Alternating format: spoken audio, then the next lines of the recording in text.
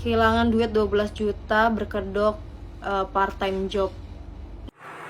Halo Kak, izin stage ya. Ini aku mau cerita.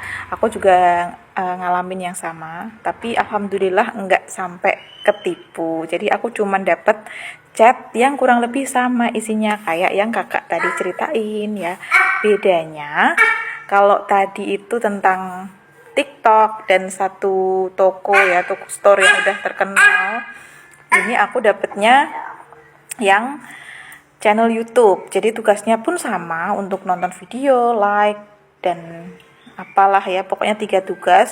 Kalau bisa nyelesain dikasih 60.000, katanya seperti itu. Tapi kenapa aku nggak langsung tertarik? Ya tertarik, tapi nggak langsung melakukan, mengiyakan.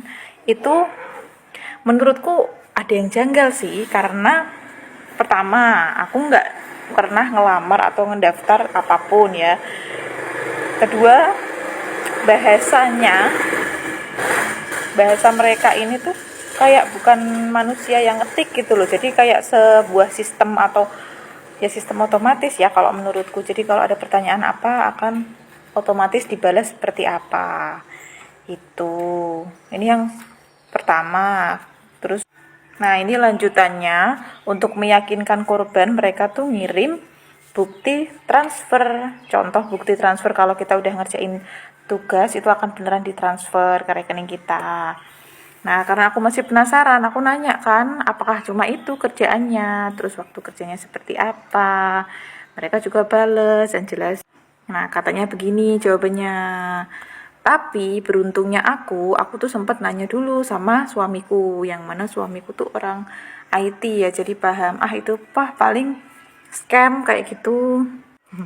Terus kata suamiku, kalau daripada nirutin yang nggak jelas gitu, kalau mau cari kerja mending mah di cari tempat yang jelas, yang terpercaya, kayak misalkan Jobstreet gitu ya.